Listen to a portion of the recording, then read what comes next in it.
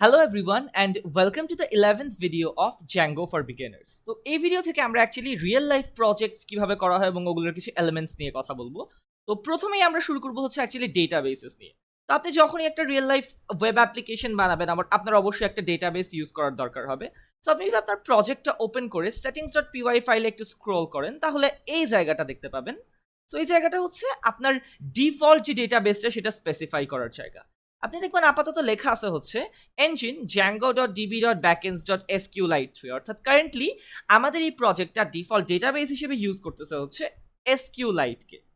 তো আরেকটা জিনিস আপনি লক্ষ্য করবেন যে আপনি যদি আপনার প্রজেক্ট ফোল্ডারে যান তাহলে এই যে db.sqlite3 এরকম আপনি একটা ফাইল দেখতে পাবেন। সো এটা হচ্ছে আমাদের কারেন্ট ডেটাবেস। তো এটা আপনার চাহিদা মোতাবেক চেঞ্জ হতে পারে। এটা আপনি Oracle ইউজ করতে পারেন, আপনি MySQL ইউজ করতে পারেন, আপনি যে কোনো ডেটাবেস অ্যাকচুয়ালি ইউজ করতে পারেন। এখন কথা হচ্ছে যে সব ডেটাবেস আবার সবার জন্য ওপেন থাকে না। এটা আমাদের পিসিতেই আছে ডেটাবেস, এর জন্য আমাদের কোনো পাসওয়ার্ড বা ইউজার আইডির দরকার পড়তেছে না বা পোর্ট দরকার হচ্ছে না। আপনি ধরা যাক যদি Oracle ডেটাবেস ইউজ করেন তখন আপনার একটা ইউজার নেম, একটা পাসওয়ার্ড অ্যান্ড একটা পোর্ট এই জিনিসগুলো এখানে সাপ্লাই করতে হবে। সেগুলো আপনি এখানে লিখবেন হচ্ছে গিয়ে এন্টার দিয়ে এই যে যেখানে এরকম যেভাবে এরকম এখানে নেম লেখা আছে সেখানে ইউজার থাকবে, দেন পাসওয়ার্ড থাকবে, পোর্ট থাকবে, এই জিনিসগুলো অ্যাকচুয়ালি এখানে থাকবে। তো আপাতত আমাদের এই প্রজেক্টের জন্য এত ডিপ ডাইভিং এর দরকার নেই, আমরা যেহেতু বলতেছি এটা একটা বিগিনার লেভেল প্রজেক্ট। সো আমাদের জাস্ট এটা থাকলেই হচ্ছে, জাস্ট আমাদের ডিফল্ট ডেটাবেস এই প্রজেক্টের জন্য হবে হচ্ছে SQLite। ওকে, এন্ড আপনি আরেকটা জিনিস লক্ষ্য করবেন যে যতবার আপনার সার্ভার রান করবো, আমি যদি একবার সার্ভারটা রান করি তাহলে ইউ হ্যাভ 18 আনঅ্যাপ্লাইড মাইগ্রেশনস।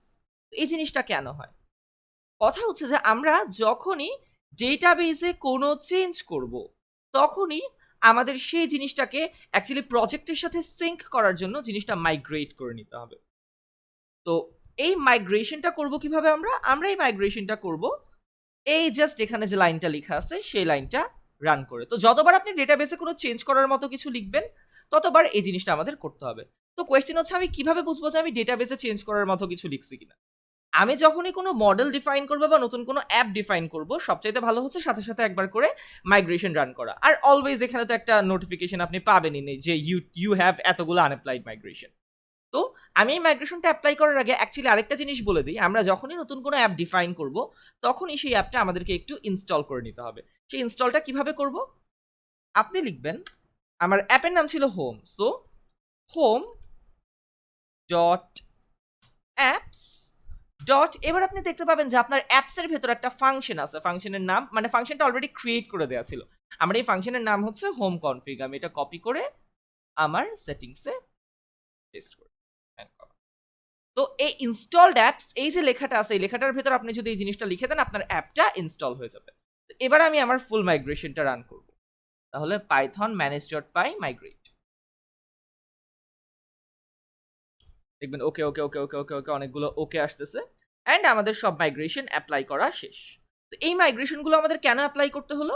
যখনই আপনি প্রজেক্ট ওপেন করবেন এখানে দেখেন কিছু অলরেডি অ্যাপ ইনস্টল করা ছিল, admin app, authenticating app, sessions app, then static ফাইলসের অ্যাপ। এই অ্যাপগুলোর কাজ আমরা আস্তে আস্তে সামনে জানতে পারবো। তো আপাতত এই অ্যাপগুলো যদিও ইনস্টল করা ছিল বাট মাইগ্রেট করা হয় নাই। আপাতত এই সবগুলো আমাদের ডেটাবেসের সাথে সিঙ্কড হয়ে গেল এবং মাইগ্রেটেড হয়ে গেল। এই অনেকগুলো অ্যাপ কিন্তু ডেটাবেস ইউজ করার জন্য ডেটাবেসের ব্যবহারটা এখানে গুরুত্বপূর্ণ ছিল। অলরাইট, তাহলে এখন আমরা দেখবো যে অ্যাকচুয়ালি আমরা ডেটাবেসে কিভাবে কোনো ডেটা রাখতে পারি। এটা অ্যাকচুয়ালি এসকিউএল রান করে রাখা যায়, বাট সবচেয়ে ইজি ওয়ে হচ্ছে একটা মডেল ক্রিয়েট করে ফেলা। তো মডেলস জিনিসটা কি? আচ্ছা, আমি একটু বোঝানোর চেষ্টা করি। আমি যদি আমাদের Django ডকুমেন্টেশনে যাই তাহলে আমরা দেখব যে মডেলস হচ্ছে basically a single source of information about your data. It contains the essential fields and behaviors of the data you're storing. তাহলে আমাদের এসেনশিয়াল যে ফিল্ড এবং বিহেভিয়ারগুলো আছে সেগুলো আমরা এখানে স্টোর করব। আচ্ছা, ব্যাপারটা কি? ব্যাপারটা হচ্ছে যে ধরা যাক আপনি একটা স্কুলের ডেটাবেস বানাচ্ছেন। এখন স্কুলের জন্য আপনি একটা জেনারিক টেমপ্লেট টাইপের ক্রিয়েট করে নেবেন, একটা ক্লাস ক্রিয়েট করে নেবেন। যারা অবজেক্ট ওরিয়েন্টেড প্রোগ্রামিং এর সাথে পরিচিত তারা হয়তোবা জানবেন যে একটা ক্লাস কি। একটা ক্লাস হচ্ছে বেসিক্যালি একটা জেনারিক বিহেভিয়ার ডিফাইন করার মতো টেমপ্লেট। এখানে আপনি আপনার ডেটা টাইপগুলো ডিফাইন করবেন এবং কিছু ফাংশন ডিফাইন করবেন। তো এই জিনিসগুলো দিয়ে আপনি পরবর্তীতে খুব ইজিলি অনেক কিছু করে ফেলতে পারবেন। তো আমি অ্যাকচুয়ালি একটা এক্সাম্পল এখান থেকেই দেখাই। যেমন ধরেন একটা ক্লাস আছে এখানে পার্সন। পার্সন ক্লাসটার মধ্যে first name and last name আছে। তো এই জিনিসটা অটোমেটিক্যালি জ্যাঙ্গো আমাদের ডেটাবেজের মধ্যে এখন ঢোকানোর ব্যবস্থা করে দিবে, আপনাকে আলাদা করে কিছু করতে হবে না। আপনি জাস্ট এই পার্সন ক্লাসের থ্রুতে ডেটাগুলোকে ইনপুট দিবেন, এই যে এইভাবে যে এসকিউএল রান করার ব্যাপারটা, কারণ আমরা সবাই জানি ডেটাবেজে যেটা করতে হয় সেটা হচ্ছে অলওয়েজ এসকিউএল দিয়ে কাজ করতে হয়। বাট আমরা যদি জ্যাঙ্গোতে ক্লাস ডিফাইন করে দিই, আমাদের এসকিউএল লাগবে না, জ্যাঙ্গো নিজে থেকেই সেই এসকিউএল গুলো আমাদের জন্য রান করে দিবে। ওকে, তাহলে আমরা নিজেদের একটা ক্লাস ক্রিয়েট করার চেষ্টা করি। তো আমাদের ক্লাস হচ্ছে student,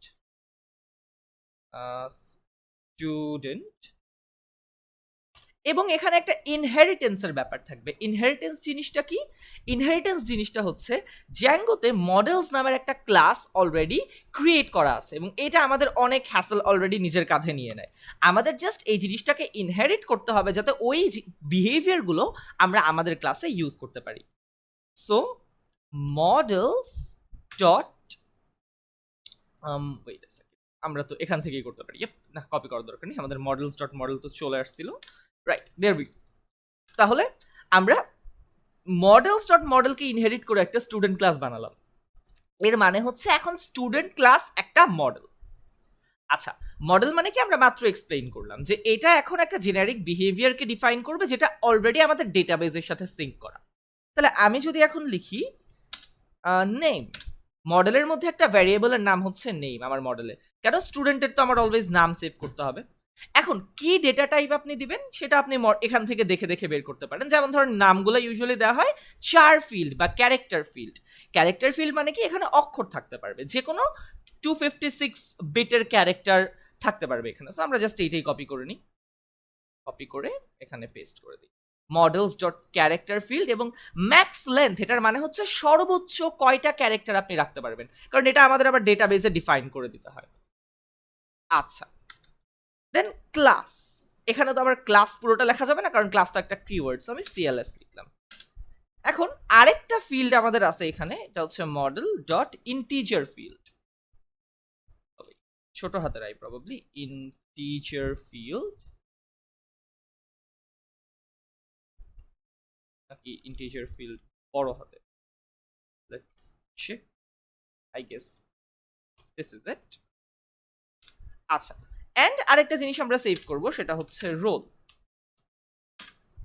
রোলও same models dot, oh sorry models, yeah there we go, so models dot integer field, right। আচ্ছা, তাহলে আমরা একটা স্টুডেন্ট ক্লাস ক্রিয়েট করলাম। এই স্টুডেন্ট ক্লাসের ভেতর কি থাকবে? আমাদের নাম থাকবে, স্টুডেন্টের নামটা থাকবে, ক্লাস কোন ক্লাসে পড়ে সেটা থাকবে, এবং রোল, তার রোল কত সেটা থাকবে। তো এই একটা ক্লাসের ভেতর কিন্তু আমরা চাইলে ফাংশনও ডিফাইন করতে পারি, বাট সেটা আমরা পরবর্তীতে কোনো কাজের জন্য হয়তো রাখবো, আপাতত আমাদের ফাংশন এখানে ডিফাইন করার দরকার নেই। আচ্ছা, ঠিক আছে। তো এখন জ্যাঙ্গোতে কোন কোন ক্লাস কোথায় দরকার হয় সেটা অ্যাকচুয়ালি আপনি কোন কোন ডেটা টাইপ কোথায় দরকার হয় সেটা অ্যাকচুয়ালি আপনি এখান থেকে এই ডকুমেন্টেশন দেখে খুব ইজিলি বের করে ফেলতে পারবেন। এখানে আমাদের প্রচুর জ্যাঙ্গোর ডকুমেন্টেশনে ক্লাসগুলোর ব্যাপারে বলা আছে, ক্লাসগুলোর ব্যাপারে না, যে ডেটা টাইপগুলো আপনি ইউজ করবেন, মানে models dot just character field না, ডেট ফিল্ড, তারপরে ইন্টিজার ফিল্ডের জায়গায় ফ্লোট ফিল্ড, এরকম আরও অনেক কিছু এখানে আছে যেগুলো আপনি ইউজ করতে পারবেন। So I really recommend checking out the documentation, এটা খুবই হেল্পফুল হবে।